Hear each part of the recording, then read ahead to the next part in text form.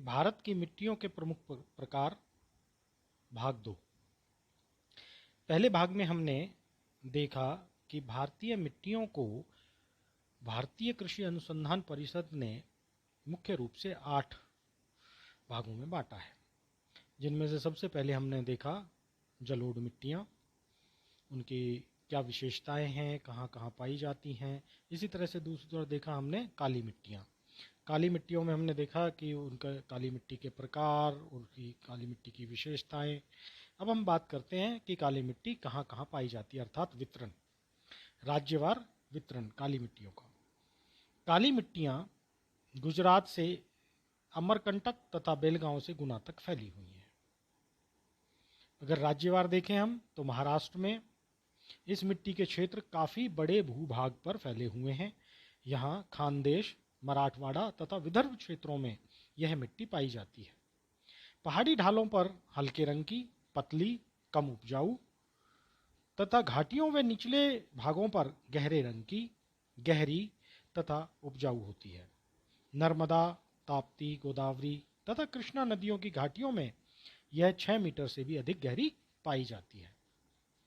मध्य प्रदेश, यहाँ मुख्यतः पश्चिमी भागों में ये मिट्टी पाई जाती है, जिनमें होशंगाबाद, नरसिंहपुर, दमोह, जबलपुर और रायसेन जिले में गहरी और उपजाऊ काली मिट्टी पाई जाती है। शहडोल जिले में के पश्चिम में अधिकतर भूभाग पर मध्यम काली तथा विंध्याचल और सतपुड़ा पहाड़ियों पर छिछली काली मिट्टी मिलती है। कर्नाटक के उत्तरी जिलों धारवाड़, बेलगांव, बीदर, गुलबर्ग, बीजापुर, बेल्लारी, चित्रदुर्ग और रायचूर जिलों में काली मिट्टी मिलती है। कर्नाटक के दक्षिण से उत्तर की तरफ ये मिट्टियां अधिक गहरी और काली होती चली जाती हैं।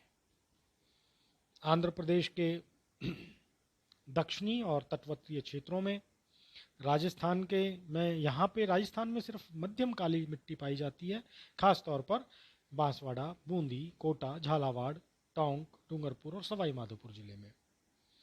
तमिलनाडु में ये मिट्टियां लाल मिट्टी मिश्रित होकर मिलती हैं। कोयम्बटूर, मदुरई, सलेम, दक्षिणी अर्काट, रामानाथापुरम और त्रिवेणवेली जिलों में ये पाई जाती हैं। उत्तर प्रदेश में बुंदेलखंड संभाग में काली मिट्टी पाई जाती है। गुजरात में सूरत, बड़ौदरा, भड़ौच और अहमदाबाद जिलों में काली मिट्टी पाई जाती है। काली मिट्टी में अनेक प्रकार की फसलें, खास तौर पर जो गहरी काली मिट्टी है, उपजाऊ है, उसमें कपास, तिलहन, गन्ना, तंबाकू, सब्जियां, नींबू, संतरा, और जो मध्यम या छिछली काली मिट्टी है उसमें मोटा अनाज जैसे ज्वार, बाजरा, रागी उगाए जा सकते हैं या उगाए जाते हैं। काली मिट्टी शुष्क कृषि के लिए अति उत्तम मानी जाती है। शुष्क मतलब ड्राई एग्रीकल्चर, कृषि जिसमें कि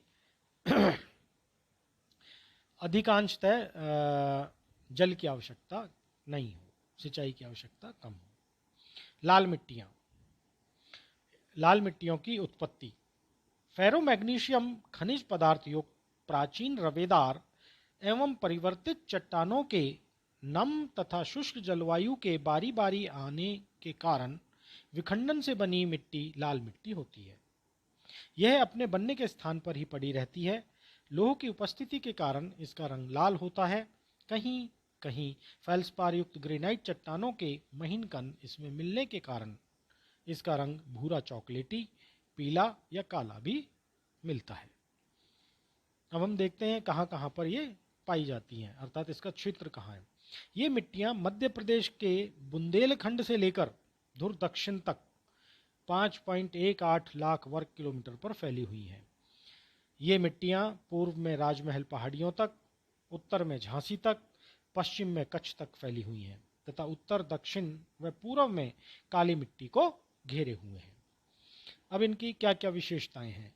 जो लाल मिट्टियाँ हैं, पहले विशेषता ये है कि ये अत्यंत रंध्र युक्त होती हैं, अर्थात दे आर वेरी पोरस। इनमें लोह, पोटाश, चूना और एल्यूमिना पर्याप्त मात्रा में पाया जाता है तथा नाइट्रोजन, फास्फोरस और ह्यूमस इसकी इसमें कमी पाई जाती है। ऊंचे शुष्क भागों में यह हल्के रंग की, कम गहरी और पथरीली होती है। कण मोटे होते हैं, अतः केवल बाजरे की खेती के लिए ही उपयुक्त होती है। निम्न भूभागों पर गहरे लाल रंग की, अधिक गहरी, छोटे कणों वाली और उपजाऊ होती है। यहाँ इसमें कपास, गेहूं, दालें, गन्ना, तंबाकू, आलू, अलसी और मोटे अनाज, बाजरा, ज्वार, रागी, मक्का आदि उगाए जा सकते हैं। जो ये लाल मिट्टियां हैं, इनकी जो पीएच वैल्यू है वो 6.6 से लेकर 8 तक होती है। इन मिट्टियों में कृषि करने के लिए सिंचाई की आवश्यकता होती है। रचना के आधार पर इन मिट्टियों को हम दो भागों में बांट सकते हैं। लाल दोमट मिट्टियां, इनमें कंकर बहुत कम होते हैं और चीका की अधिकता होती है। दूसरा है लाल मिट्टियां, रेड अर्थ। इसकी ऊपरी मिट्टी भुरभुरी और ढीली होती है तथा इसमें चूने के कंकर और कार्बोनेट के प्रभाव के कारण छोटे छोटे कंकरों की अधिकता पाई जाती है। अब हम देखते हैं कि लाल मिट्टी का वितरण। ये दक्षिणी भारत की मिट्टियां हैं। इन्हें तेलंगाना में चलकाज कहते हैं, चलकान कहते हैं। ये आंध्र प्रदेश, मध्य प्रदेश, खासतौर पर मध्य प्रदेश के जो ज़िले हैं रीवा, सतना, पन्ना, छतरपुर, रायगढ़, तमिलनाडु के 2/3 से अधिक क्षेत्र में, कर्नाटक में दक्षिण कर्नाटक के पठार के शिमोगा, हसन और चिकमगलूर जिलों में, केरल के लगभग सभी जिलों में, दक्षिणी पूर्वी महाराष्ट्र के चंद्रपुर, भंडारा, कोलाबा, थाना, रत्नागिरी और पूना जिलों में, पश्चिमी बंगाल के वीरभूम, वर्धमान, बांकुरा और मिदनापुर जिलों में, झारखंड, उत्तर प्रदेश के हमीरपुर, मिर्ज़ापुर, बांदा और झांसी जिलों में, मेघालय की गारो, खासी और जयंतियों की पहाड़ियों पर, नागालैंड, उड़ीसा के आंतरिक भूभागों पर और राजस्थान के अरावली पर्वत के पूर्वी तथा दक्षिणी पूर्वी भूभागों पर लाल मिट्टियां पाई जाती है। इसके बाद है लैटेराइट तथा लैटेराइटिक मिट्टियां। उत्पत्ति देखते हैं इनकी कैसे होती है। उष्ण तथा नम जलवायु वाले क्षेत्रों में जहां बारी बारी से शुष्क तथा नम मौसम होता है, ये मिट्टियां लैटेराइट चट्टानों के टूटने के बनती हैं। शुष्क मौसम में ये मिट्टियां सूखकर ईंट की भांति सख्त हो जाती हैं और वर्षा काल में ऊपरी तह में घुलनशील पदार्थ जैसे लोह ऑक्साइड आदि पानी में घुलकर नीचे रिस जाते हैं।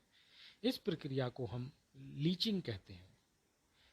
अगर हम देखते हैं कि कितने क्षेत्रफल पर फैली हुई हैं, भारत के दक्षिणी और पूर्वी भागों में यह मिट्टियां लगभग 1.26 लाख वर्ग किलोमीटर पर फैली हुई हैं। अब देखते हैं कि लैटेराइट मिट्टियों की क्या विशेषताएं होती हैं। इसकी पहली विशेषता है कि इसमें नाइट्रोजन, चूना, पोटास और फास्फोरस और मैग्नीशियम इनकी कमी पाई जाती है, लेकिन जीवांश इसमें पर्याप्त मात्रा में पाया जाता है। शुष्क मौसम में ये सूखकर ईंट की तरह सख्त और नम मौसम में चिपचिपी हो जाती है। ये मिट्टियां पहाड़ी भागों पर कम गहरी, पथरीली, बहुत कम उपजाऊ होती हैं। पानी अधिक समय तक नहीं ठहर पाता। घाटियों तथा निम्न भागों में अधिक गहरी, चिकनी और दोमट मिट्टियों के साथ मिली होती हैं। ये अधिक समय तक नमी बनाए रखती हैं, इसलिए अधिक उपजाऊ होती हैं। इसमें लोह ऑक्साइड के कंकर मिलते हैं जो वर्षा होने पर काले पड़ जाते हैं। अपेक्षाकृत ऊंचे भागों में पाई जाने वाली लैटेराइट मिट्टी निम्न स्थानों की लैटेराइट की तुलना में अधिक अम्लीय होती है। यह विशेषकर काजू और टपेका फसलों के लिए अच्छी मानी जाती है। उर्वरक डालने के इसका उपजाऊपन बढ़ जाता है। रागी, गन्ना और चावल पैदा किया जाता है। अब देखते हैं इसका वितरण। ये मिट्टियां विशेषकर पूर्वी तथा पश्चिमी घाट की चोटियों और ढालों पर, राजमहल की पहाड़ियां तथा अन्य दक्षिणी पठार की पहाड़ियों पर मिलती हैं।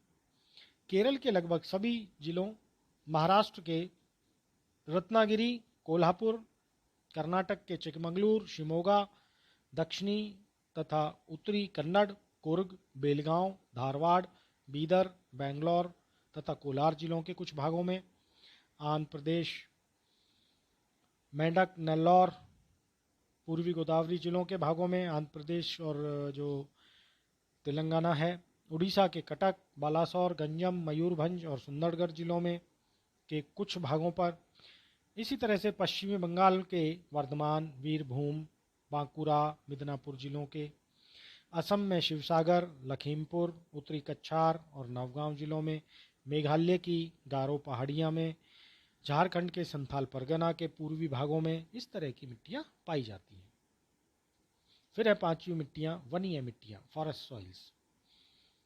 जैसा कि नाम से ही पता लगता है कि इनकी उत्पत्ति वनीय प्रदेशों में और अधिक जैविक पदार्थों के जमा होने के कारण बनती है।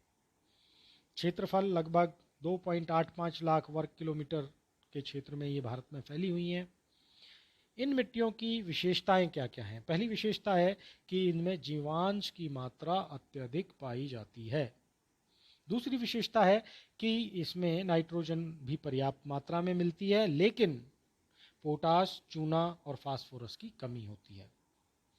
तीसरी विशेषता है कि निचले भागों में मिट्टियां अम्लीय होती हैं, परंतु उच्च भागों में या उन भागों में जहां मूल पदार्थ की अधिकता होती है, वहां पर ये मिट्टियां हल्की अम्लीय या उदासीन होती हैं। ये भूरी मिट्टियां बनाने में सहायक होती हैं। चौथी विशेषता है अच्छी पैदावार के लिए इनमें उर्वरकों की आवश्यकता होती है। अगर हम वितरण देखें तो ये मिट्टियां असम और मेघालय के पहाड़ी जिलों में, हिमाचल तथा जम्मू एंड कश्मीर के उच्च ढाल प्रदेशों में, उत्तर प्रदेश के तराई के भागों में, पोडजोल के रूप में पूर्वी तथा पश्चिमी घाटों पर और पश्चिमी बंगाल के दार्जिलिंग जिलों में पाई जाती है। इनमें जो मुख्य फसलें हैं, खास तौर पर अगर देखें तो इनमें मोस्टली रोपित फसलें जैसे चाय, कॉफ़ी, मसाले या उष्णकटिबंधीय फल पैदा किए जाते हैं। जम्मू एंड कश्मीर, हिमाचल और उत्तराखंड में इनमें गेहूं, जौ और समशीतोष्ण कटिबंधीय फल भी उगाए जाते हैं। पश्चिमी बंगाल की दार्जिलिंग चाय इन्हीं मिट्टियों में उगाई जाती है, जो कि विश्व प्रसिद्ध है। फिर है मरुस्थलीय मिट्टियाँ। उत्पत्ति देखें अगर हम तो शुष्क क्षेत्रों में हवा द्वारा उड़ाकर लाए हुए रेत से निर्मित ये मिट्टियाँ बालू मिट्टी भी कहलाती हैं। अगर हम देखें तो भारत के लगभग 1.42 लाख वर्ग किलोमीटर क्षेत्र पर ये फैली हुई है। इनकी अगर विशेषताएं देखें तो इनके कण मोटे होते हैं। इनमें खनिज, खास तौर पर घुलनशील नमक की मात्रा बहुत अधिक होती है। इनमें नमी की कमी रहती है और जीवांश की भी कम या बहुत कम मात्रा में पाया जाता है। इन मिट्टियों में फास्फेट पर्याप्त मात्रा में मिलता है, लेकिन नाइट्रोजन की कमी रहती है। वितरण अगर देखें तो भारत के जो उत्तरी पश्चिमी भाग में स्थित थार का मरुस्थल, जिसमें अंतर्गत पश्चिमी राजस्थान, दक्षिणी पश्चिमी हरियाणा का कुछ भाग, दक्षिणी पंजाब और उसके लगता हुआ गुजरात का रन ऑफ कच्छ क्षेत्र इसके अंतर्गत आता है। इनमें अगर सिंचाई की उचित व्यवस्था हो तो कोई भी फसल उगाई जा सकती है। ये पश्चिम से पूर्व की ओर जाने पर अधिक उपजाऊ हैं। इंदिरा गांधी नहर आने के कारण गंगानगर जिले में कपास और खाद्य फसलें या फल भी उगाए जाते हैं और ये मिट्टियाँ बहुत उपजाऊ हैं, सिर्फ पानी की कमी है। सातवीं मिट्टियाँ हैं लवणीय एवं क्षारीय मिट्टियाँ, या हम कह सकते हैं नमकीन मिट्टियाँ। ये मिट्टियाँ उन जगहों पर पाई जाती हैं जहाँ पर जलवायु शुष्क और अर्धशुष्क हो, जल प्रवाह दोषपूर्ण हो और जल रेखा या जल स्तर ऊंचा हो और वाष्पीकरण की क्रिया तीव्र हो। ये चार कंडीशंस हैं। उन क्षेत्रों में जहाँ पर ये चार कंडीशन फुलफिल होती हैं, वहाँ पर लवणीय या क्षारीय मिट्टियाँ पाई जाती हैं। इन मिट्टियों को अलग अलग स्थानों पर अलग अलग नाम से भी जाना जाता है, जैसे ऊसर, रेहे, कल्लर, काल, राकड़, चौपान, थूर। इन मिट्टियों में नमक चार प्रकार से पहुंचता है। पहला, हिमालय से निकलने वाली नदियां अपने पानी के साथ नमकीन खनिज बहाकर लाती हैं, जो मैदानी मिट्टी के नीचे रिस जाता है। दूसरा, दक्षिणी पश्चिमी मानसून हवाएं अपने साथ कच्छ के रन से नमक के कण उड़ाकर लाती हैं और वर्षा के दौरान ये मिट्टी के नीचे रिस जाते हैं। तीसरा है समुद्र तटीय क्षेत्रों में ज्वार के समय नमकीन जल भूमि पर फैल जाता है। और चौथा है भूमिगत जल को अत्यधिक शोषण करने के कारण नीचे से नमकीन जल स्वतः ही ऊपर आ जाता है। जब शुष्क ऋतु में वाष्पीकरण की क्रिया अधिक होती है तब नीचे का नमकीन जल ऊपर खींचने लगता है।